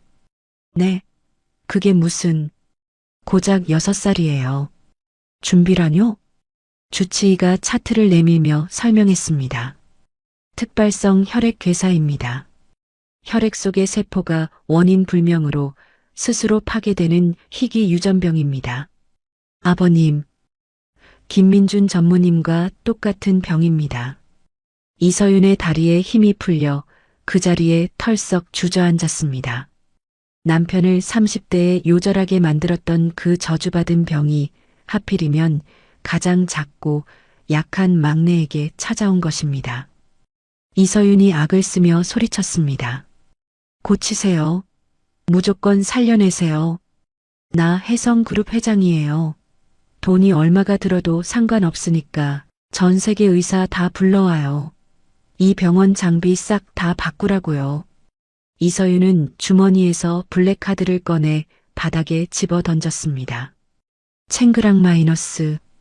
금속 카드가 차가운 병원 바닥을 굴렀습니다. 수천억을 긁을 수 있는 그 전능한 카드가 지금은 아들의 열조차 내릴 수 없는 쓸모없는 고철 덩어리처럼 보였습니다. 주치의가 안타까운 듯 말했습니다. 돈 문제가 아닙니다. 현재 전 세계 학계에 보고된 치료법이 없습니다. 진행 속도가 너무 빨라서 길어야 3일입니다. 3일. 이서윤은 넋이 나간 사람처럼 중얼거렸습니다. 유리창 너머 중환자실에는 온갖 튜브를 꽂은 자그마한 온유가 가쁜 숨을 몰아쉬고 있었습니다. 그 옆에서 다른 새 쌍둥이가 유리창에 매달려 엉엉 울고 있었습니다. 첫째 하늘이가 유리창을 두드리며 울부짖었습니다. 아빠 거짓말쟁이. 우리 행복하게 해준다며. 동생 아프게 하는 게 행복이야? 아빠 미워. 아이들의 울음소리가 병원 복도를 가득 채웠습니다. 이서윤은 가슴을 치며 오열했습니다. 가장 높은 곳에 올라갔다고 생각한 순간 운명은 그녀를 다시 바닥으로 내동댕이 쳤습니다. 그때였습니다. 파암 마이너스. 갑자기 병원 복도의 형광등이 일제히 꺼졌습니다. 칠흑 같은 어둠이 찾아왔습니다. 여기저기서 환자들의 비명소리가 들려왔습니다. 야, 뭐야? 정전이야? 인공호흡기 멈췄어요. 간호사. 몇 초 뒤 웅웅거리는 소리와 함께 비상 발전기가 돌아가며 빨간색 비상등만이 켜졌습니다. 병원은 순식간에 공포 영화의 한 장면처럼 음산하게 변했습니다. 강현무 비서실장이 다급하게 무전을 하더니 이서윤에게 달려왔습니다. 회장님, 비상 상황입니다. 병원이 봉쇄되었습니다. 봉쇄라니요? 강현무가 창밖을 가리켰습니다. 이서윤이 비틀거리며 창가로 다가갔습니다. 병원 1층 로비방, 수백 명의 건장한 사내들이 횃불과 쇠파이프를 들고 병원을 에워싸고 있었습니다. 그들은 구급차 진입로를 막고 병원으로 들어오는 전력선을 끊어버린 상태였습니다. 그들이 든 현수막에는 섬뜩한 붉은 글씨가 적혀 있었습니다. 불법 승계 물러가라. 김태성 부회장 석방하라. 해성건설 노조 결사 투쟁. 김태성이 체포되기 직전 지시했던 플랜 B 플랜 B였습니다. 그를 추종하는 조폭 세력인 해성건설 용역들과 강성 노조원 500여 명이 병원을 점거하고 인질극을 벌이기 시작한 것입니다. 설상가상으로 VIP층 복도 양쪽 비상구 문이 쾅 하고 열리며 마스크를 쓴 괴한들이 들이닥쳤습니다. 김태성 회장님 만세. 다 때려 부숴. 막아. 회장님을 보호해. 이서윤의 경호원들이 몸을 날려 괴한들을 막아섰습니다. 좁은 병원 복도에서 쇠파이프와 진압봉이 부딪히는 소리, 욕설과 비명이 뒤섞이며 아수라장이 되었습니다. 병원은 순식간에 고립된 섬이자 전쟁터로 변했습니다. 그 혼란 속에서 이서윤의 핸드폰이 울렸습니다. 발신자 제한 번호였습니다. 이서윤은 본능적으로 알 수 있었습니다. 전화의 주인이 누구인지. 이서윤이 떨리는 손으로 전화를 받았습니다. 여보세요. 수화기 너머로 특유의 비릿한 웃음소리가 들려왔습니다. 구치소 독방에 있을 김태성이었습니다. 변호인 접견을 통해 몰래 반입한 대포폰을 쓰고 있는 게 분명했습니다. 아들내미 꼴이 말이 아니라며? 쯧쯧. 역시 피는 못 속인다니까. 민준이 놈처럼 단명할 팔자인가 보네. 이서윤의 눈이 뒤집혔습니다. 너야? 내 짓이야. 당장 이 깡패 새끼들 치우지 못해. 내 아들 지금 죽어가고 있다고. 김태성이 킬킬거렸습니다. 서윤아, 흥분하지 말고 잘 들어. 거래를 하자. 민준이가 죽기 전에 연구하던 신약 데이터가 있어. 임상 데이터가 없어서 폐기된 줄 알았는데 내 비밀 금고 어딘가에 있더라고. 이서윤의 귀가 번쩍 뜨였습니다. 약? 그래. 유일한 치료제지. 지금 당장 기자들 불러서 회장직 사퇴 발표해. 그리고 내 석방 탄원서 쓰고 고소 취하해. 그럼 약 있는 곳 알려줄게. 이서윤이 입술을 깨물었습니다. 거짓말. 네가 그런 걸 가지고 있을 리 없어. 믿기 싫으면 말든가. 3일 남았다며? 시간 끌면 애 죽는다? 지금 전기도 끊겨서 인공호흡기도 간당간당할 텐데? 뚱 마이너스. 전화가 끊겼습니다. 밖에서는 깡패들이 병실 문을 부수려고 소화기를 내리찍는 소리가 쿵, 쿵 들려왔습니다. 안에서는 비상전력으로 겨우 돌아가는 심장 박동 모니터가 B- 하며 위험 신호를 보내고 있었습니다. 이서윤은 딜레마에 빠졌습니다. 회장직을 포기하고 범죄자 김태성을 풀어줄 것인가 아니면 불확실한 신약의 존재를 믿지 않고 버틸 것인가. 김태성을 풀어주면 그는 다시 이서윤과 아이들을 죽이려 들 것입니다. 하지만 당장 온유가 죽어가고 있었습니다. 이서윤은 창백하게 질린 온유의 얼굴과 공포에 질려 서로를 끌어안고 있는 나머지 세 아이를 번갈아 보았습니다. 어떡하지? 민준 씨, 나 어떡해? 그때 옆에 있던 강우진이 이서윤의 어깨를 잡았습니다. 그의 안경이 몸싸움 도중 비뚤어져 있었지만 눈빛만은 형형하게 빛나고 있었습니다. 회장님, 태성이 형님 말 절반은 거짓말입니다. 이서윤이 멍한 눈으로 쳐다보았습니다. 네, 거짓말이라뇨? 강우진이 빠르게 상황을 분석했습니다. 신약이 정말 태성이 형 손에 있다면 형 성격상 진작 썼을 겁니다. 민준이가 형한테 그걸 넘겼을 리 없습니다. 형은 민준이를 죽이려던 사람이니까요. 그럼요? 약이 없다는 거예요? 우리 온유 그냥 죽어요? 강우진이 고개를 저었습니다. 아니요. 민준이라면 가장 안전한 곳, 형이 절대 찾지 못할 곳에 숨겼을 겁니다. 오직 회장님만 알 수 있는 곳에요. 그 순간 이서윤의 머릿속에 번개처럼 스치는 기억이 있었습니다. 편의점에서 남편이 줬던 블랙카드를 처음 긁었을 때 들렸던 그 기계음. 승인 완료. 마스터키 코드 블랙 발동. 그리고 강현무 실장이 했던 말. 단순한 결제 수단이 아닙니다. 혜성그룹의 모든 권한을 대리하는 마스터키입니다. 이서윤이 바닥에 떨어진 블랙카드를 주워들었습니다. 카드가 마치 심장박동처럼 미세하게 진동하고 있었습니다. 이서윤이 확신에 찬 목소리로 말했습니다. 이 카드, 열쇠예요. 남편이 남긴 진짜 유산으로 가는 열쇠. 강우진이 눈을 크게 떴습니다. 맞습니다. 병원 지하 5층, 설계도에는 없는 구역이 있습니다. 민준이가 생전에 비밀리에 만들었던 연구소가 거기 있습니다.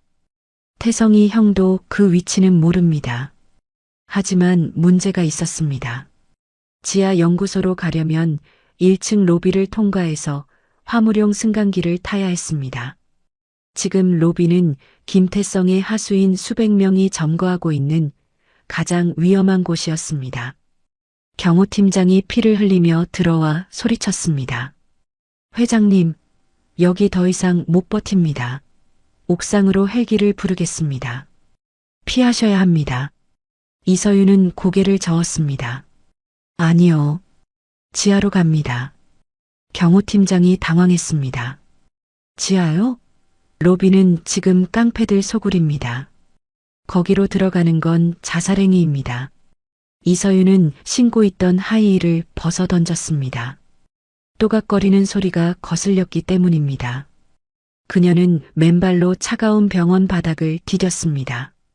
찢어진 스타킹 사이로 피가 맺혔지만 그녀는 아픔조차 느끼지 못했습니다. 이서윤이 아이들을 강현무 실장에게 맡기며 말했습니다. 실장님, 애들 지켜주세요. 문 잠그고 아무도 못 들어오게 하세요. 엄마, 가지마. 무서워. 하늘이가 울며불며 매달렸지만 이서윤은 아이의 손을 꼭 잡아주고는 단호하게 밀어냈습니다. 엄마가 온유 살릴 약 가져올게.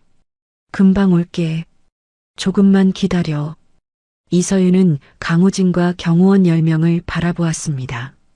우진 씨, 그리고 여러분. 제 목숨은 안 지켜주셔도 돼요. 하지만 저 로비 반드시 뚫어야 해요.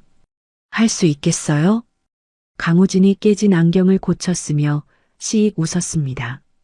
민준이가 사람 보는 눈 하나는 끝내줬네요. 모시겠습니다, 회장님. 경호원들이 비장한 표정으로 진압봉을 고쳐 잡았습니다. 이서윤이 앞장서서 병실 문을 발로 찼습니다. 쾅 마이너스. 복도를 막고 있던 깡패들이 놀라서 쳐다보았습니다. 하얀 정장이 피로 얼룩진 채 맨발로 서 있는 여자의 눈빛에는 살기가 등등했습니다. 이서윤이 고래고래 소리를 질렀습니다. 비켜. 내 아들 살려야 한다고. 막는 새끼는 다 죽여버릴 거야. 이서윤이 뛰기 시작했습니다. 그녀의 뒤로 강우진과 경호원들이 인간 방패가 되어 따랐습니다. 아수라장이 된 병원 복도를 향해 엄마라는 이름의 전차가 돌진했습니다. 비켜. 내 아들 살려야 한다고. 이서윤의 처절한 비명이 병원 로비를 쩌렁쩌렁 울렸습니다. 그녀는 맨발로 차가운 대리석 바닥을 내달렸습니다. 깨진 유리 조각들이 발바닥을 파고들었지만 지금 그녀에게 고통 따위는 사치였습니다. 오직 품에 안은 검은 카드, 남편이 남긴 마지막 희망만이 그녀를 움직이게 하는 동력이었죠. 로비는 이미 생지옥이었습니다. 쇠파이프를 휘두르는 용역 깡패들과 그들을 막아선 경호원들이 뒤엉켜 피 튀기는 육탄전을 벌이고 있었습니다. 막아. 회장님 지나가시게 길터. 경호팀장이 피를 흘리며 고함을 질렀습니다.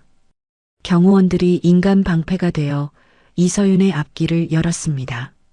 깡패 한 명이 틈을 비집고 들어와 이서윤을 향해 강목을 휘둘렀습니다. 위험해. 강우진이 몸을 날려 이서윤을 감싸 안았습니다. 퍽! 하는 둔탁한 소리와 함께 강우진의 등에서 신음이 터져 나왔습니다. 강우진이 이를 악물며 소리쳤습니다. 저는 괜찮습니다. 앞만 보고 뛰십시오, 회장님. 저 화물 승강기만 타면 됩니다. 이서윤은 입술을 깨물며 다시 달렸습니다. 눈앞에 낡은 화물용 승강기가 보였습니다. 층수 버튼도 없이 굳게 닫혀있는, 평소에는 시신을 운구할 때나 쓰던 그 승강기였습니다. 이서윤이 승강기 앞에 도착해 떨리는 손으로 블랙카드를 리더기에 갖다 댔습니다. 띠링 마이너스, 코드 블랙 확인, 생체 인식 모드로 전환합니다. 기계음과 함께 리더기에서 붉은 레이저가 뿜어져 나왔습니다. 이서윤은 숨을 헐떡이며 레이저에 눈을 맞췄습니다. 인식 완료. 배우자 이서윤님, 환영합니다. 치익 마이너스 하는 기아 빠지는 소리와 함께 승강기 문이 열렸습니다. 뒤에서 깡패들이 고함을 지르며 달려들었지만 강우진과 경호원들이 필사적으로 문 앞을 막아섰습니다. 강우진이 이서윤을 승강기 안으로 밀어넣으며 외쳤습니다. 가세요. 여긴 저희가 맡겠습니다. 빨리요. 문이 닫히는 찰나 이서윤은 강우진의 안경 너머로 보이는 결연한 눈빛을 보았습니다.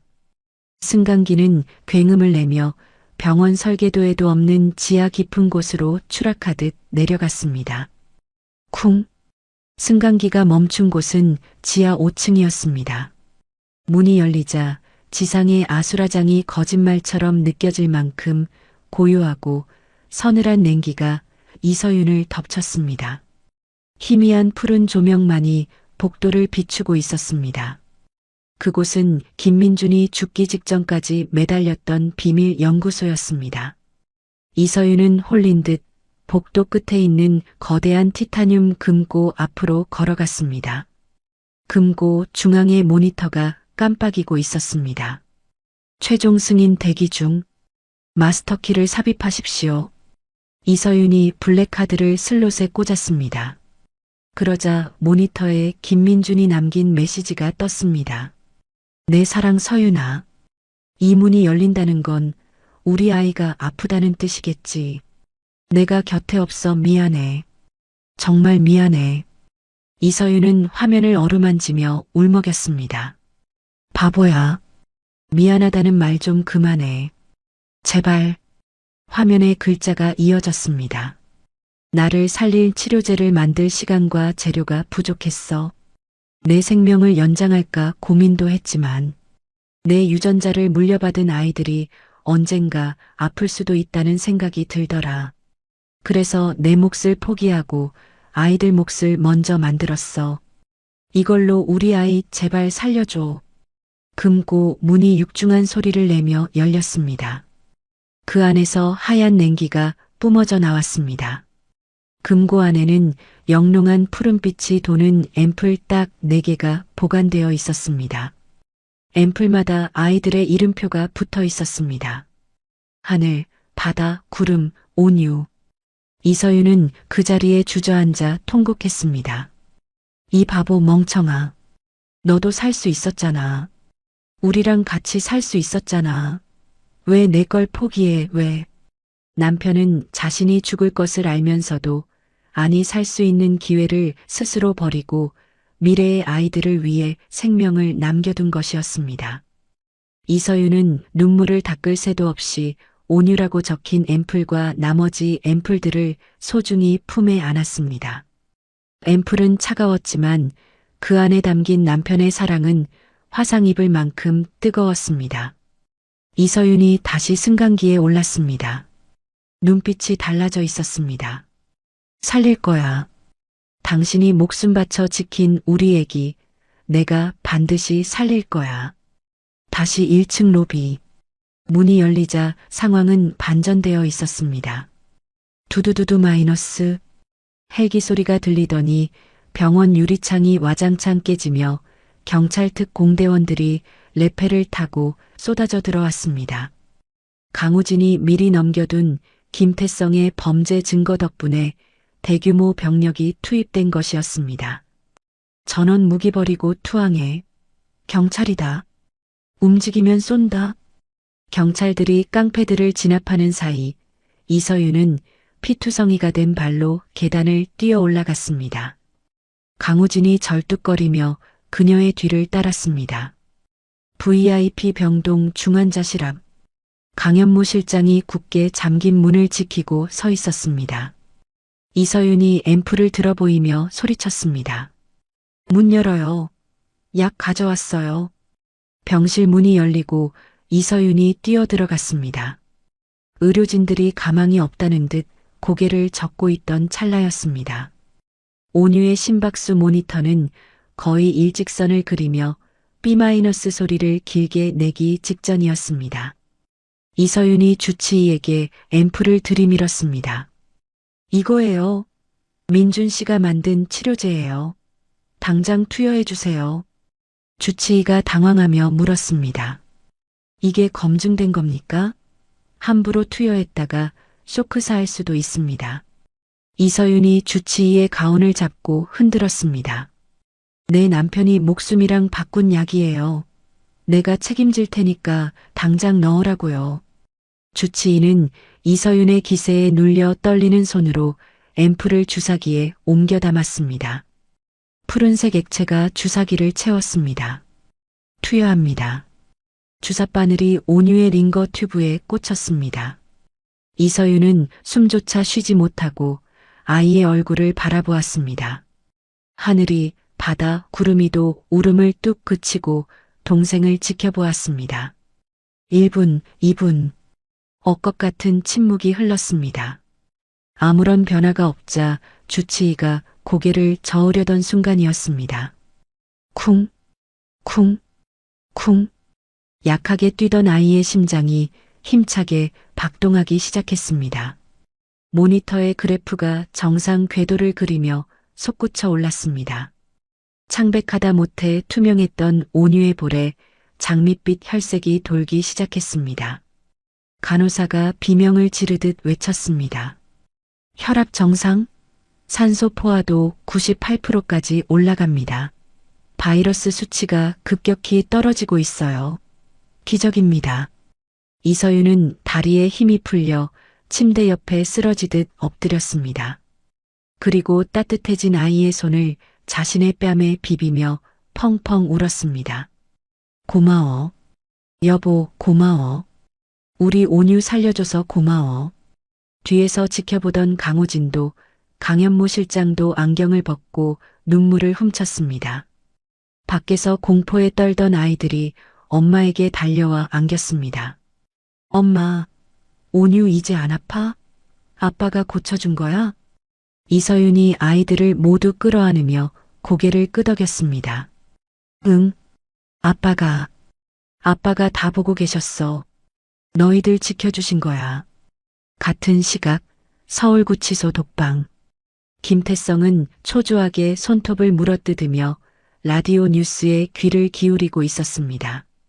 자신의 플랜 B가 성공해서 이서윤이 항복하기만을 기다리고 있었죠. 하지만 흘러나오는 뉴스는 그에게 사형 선고나 다름없었습니다. 속보입니다. 해성병원을 점거했던 폭력 사태가 경찰 특공대에 의해 전원 진압되었습니다. 경찰은 배우로 수감 중인 김태성 전 부회장을 지목하고 재수사에 착수했습니다. 김태성이 식판을 발로 차며 소리쳤습니다. 안 돼. 이럴 순 없어. 내가 어떻게 여기까지 왔는데. 아나운서의 목소리가 이어졌습니다. 한편 김민준 전무가 생전에 개발한 난치병 신약이 극적으로 발견되어 투여에 성공했다고 합니다. 이 소식으로 해성바이오의 주가는 사상 최고치를 경신하고 있으며 시민들은 김민준 전무를 비운의 천재라 부르며 애도 물결을. 으아! 김태성은 머리를 쥐어뜯으며 바닥을 굴렀습니다. 자신의 마지막 카드였던 인질극도 실패했고 뺏고 싶었던 신약의 영광마저 죽은 동생과 이서윤에게 돌아갔습니다. 그는 이제 영원히 감옥에서 썩게 될 운명이었습니다. 차가운 독방벽이 그를 조여왔습니다. 다음 날 아침, 폭풍우가 지나간 자리에는 눈부신 아침 햇살이 비치고 있었습니다. 병실 창가에 선 이서윤은 평온하게 잠든 온유의 얼굴을 바라보았습니다. 아이는 더 이상 아파 보이지 않았습니다. 이서윤은 주머니에서 블랙카드를 꺼냈습니다. 밤새 그녀의 손에서 한 번도 떨어지지 않았던 카드. 차갑게만 느껴졌던 금속 덩어리가 이제는 남편의 손길처럼 따뜻하게 느껴졌습니다. 이서윤이 카드를 입술에 갖다 대며 속삭였습니다. 고생했어, 민준 씨. 이제 푹 쉬어. 나머지는 내가 다 알아서 할게. 창밖으로 불어온 바람이 커튼을 부드럽게 흔들었습니다. 마치 김민준이 그녀의 머리카락을 쓰다듬으며 대답하는 것 같았습니다. 이서윤의 입가에 였지만 단단한 미소가 번졌습니다. 긴 싸움이 끝났음을 알리는 평화로운 아침이었습니다. 1년이라는 시간이 흘렀습니다. 계절은 다시 돌아와 거리는 온통 연분홍빛 벚꽃으로 물들어 있었습니다. 혜성그룹 본사 대강당은 입구부터 수많은 화환으로 가득 차 있었습니다. 오늘은 김민준 전무의 일주기 추모식이 열리는 날이었습니다. 1년 전만 해도 범죄자의 아들, 도망자라는 오명을 쓰고 숨어 지내야 했던 김민준이었습니다.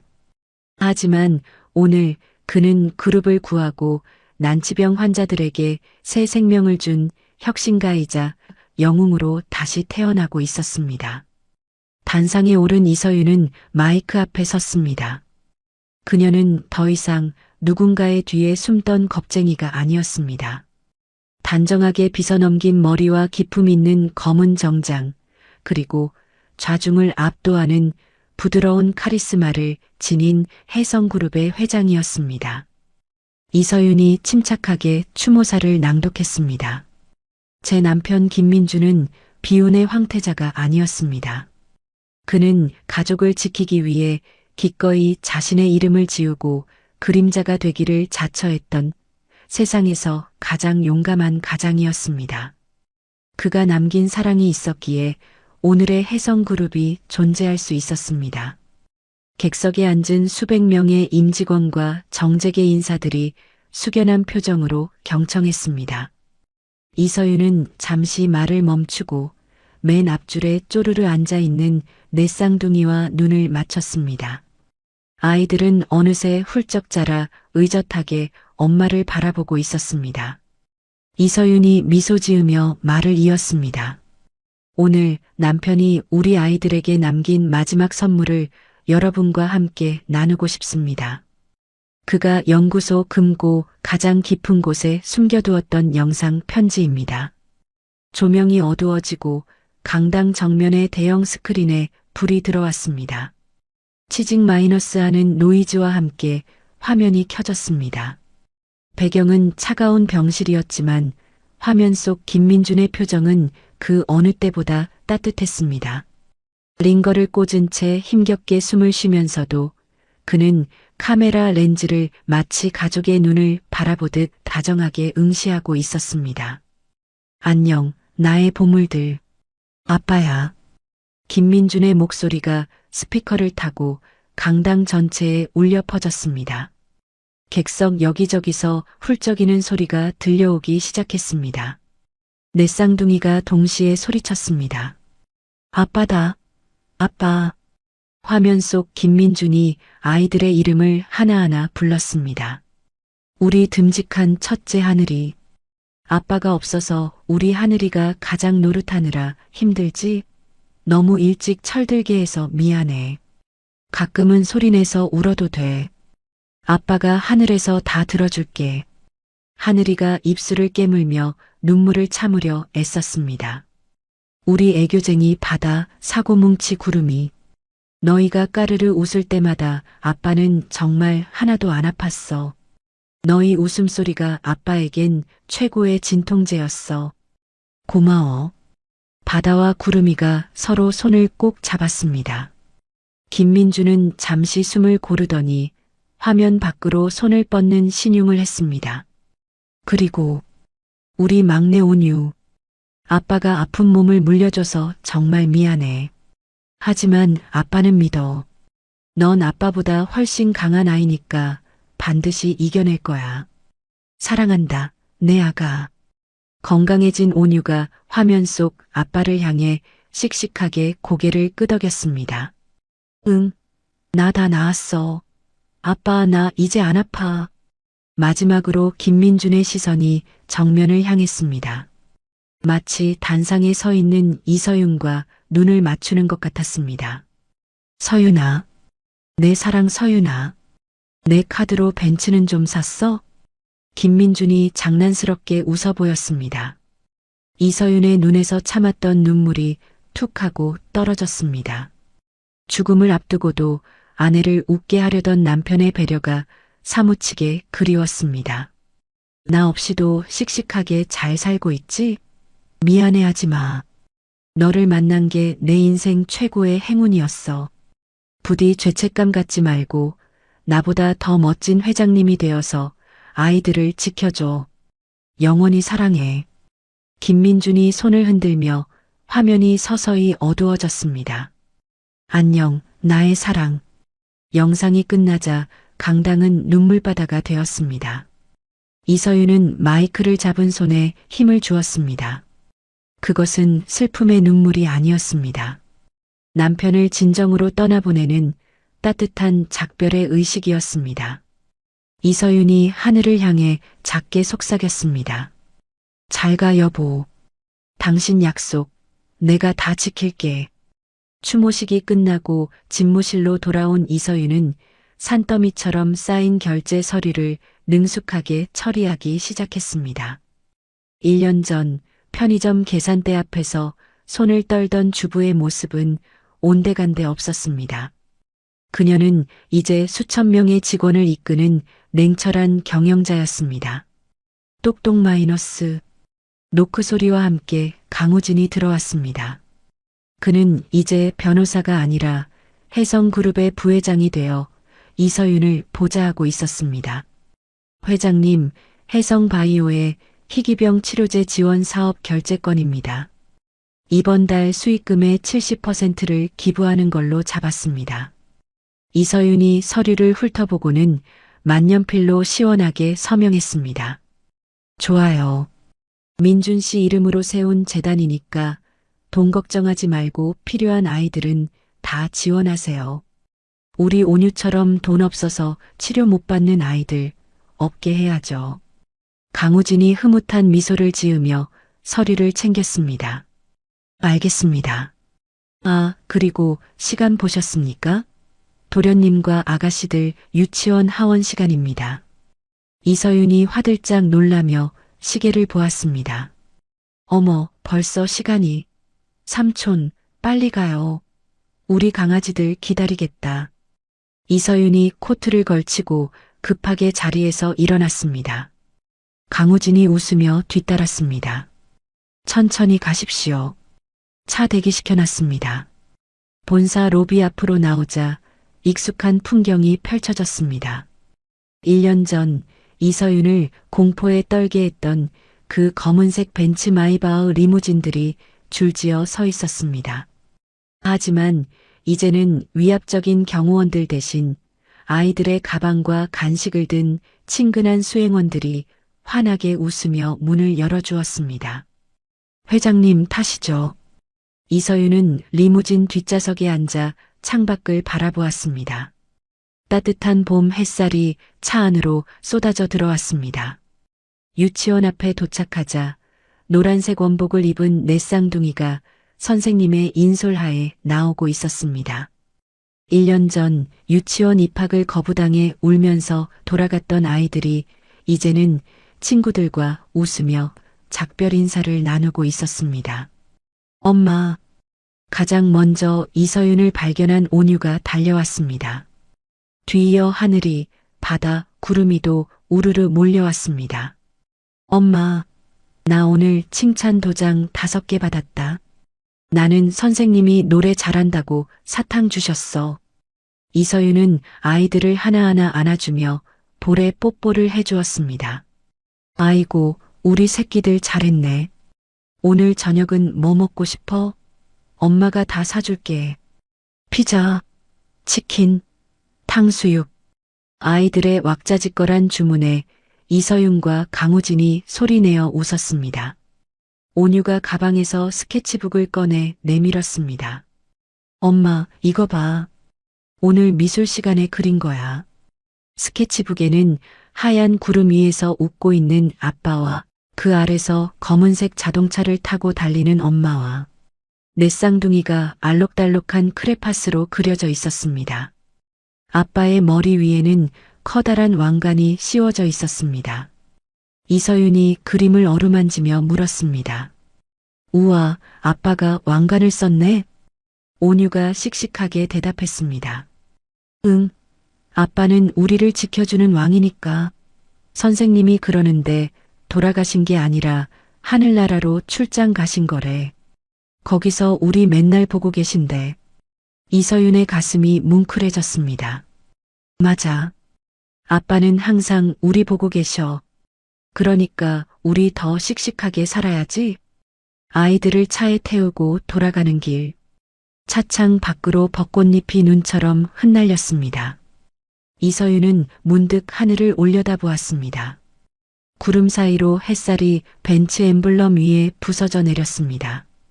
마치 김민준이 잘하고 있다고 윙크를 보내는 것 같았습니다. 이서윤은 재킷 안주머니에서 검은색 금속 카드를 꺼냈습니다. 편의점 알바생을 놀라게 했던 그 블랙카드. 한때는 두려움의 대상이었지만 이제 이 카드는 결제 수단이 아니라 남편과 연결된 소중한 부적이 되어 있었습니다. 이서윤이 카드를 만지작거리며 마음속으로 말을 건넸습니다. 여보, 보고 있어? 우리 이렇게 잘 살고 있어. 당신 형 김태성은 감옥에서 평생 못 나온대. 당신 억울한 거 내가 다 갚아줬어. 그러니까 이제 걱정 말고 편히 쉬어. 문득 1년 전 남편이 했던 말이 떠올랐습니다. 나 없이도 벤츠 타고 폼 나게 살아. 이서윤이 피식 웃음을 터뜨렸습니다. 폼 나게 살라더니 진짜 벤츠를 몇 대나 남겨준 거야, 바보같이. 이서윤은 옆자리에 앉은 아이들을 바라보았습니다. 새근거리며 잠든 온유 창밖을 보며 노래를 흥얼거리는 구름이, 서로 장난치는 하늘이와 바다. 이 아이들이야말로 남편이 목숨 걸고 지켜낸 진짜 보물이었습니다. 강우진이 백미러로 이서윤을 보며 물었습니다. 회장님, 댁으로 바로 갈까요? 이서윤이 고개를 저으며 활기차게 대답했습니다. 아니요. 한강으로 가요. 날씨도 좋은데 우리 애들이랑 꽃구경 좀 하다 들어가죠. 알겠습니다. 벤츠 리무진이 부드럽게 방향을 틀었습니다. 흩날리는 벚꽃잎을 가르며 달리는 검은색 세단 위로 혜성그룹이라는 글자가 햇빛을 받아 반짝였습니다. 이서윤의 독백이 나레이션으로 깔렸습니다. 어떤 사람들은 돈이 최고라고 말합니다. 또 어떤 사람들은 권력이 전부라고 하죠. 하지만 저는 알게 되었습니다. 죽음조차 갈라놓을 수 없는 것, 생명보다 더 질기고 강한 유일한 힘은 바로 사랑이라는 것을요. 당신이 남겨준 이 사랑으로 우리는 내일도 힘차게 달릴 것입니다. 안녕, 나의 영원한 흑기사. 화면은 멀어지는 벤츠 리무진과 파란 하늘을 비추며 서서히 멀어졌습니다. 그리고 잠시 후 화면이 바뀌며 어두운 독방이 비쳤습니다. 좁고 습한 감옥 안. 죄수복을 입은 김태성이 쭈그리고 앉아 화장실 변기를 닦고 있었습니다. 야, 2503번. 거기 똑바로 안 닦아? 교도관의 호통에 김태성이 비굴하게 고개를 숙이며 네, 죄송합니다. 라고 외쳤습니다. 한때 재벌 부회장이었던 그의 초라한 뒷모습 위로 엔딩 크레딧이 올라갔습니다. 오늘 들려드린 이서윤님의 이야기 어떠셨나요?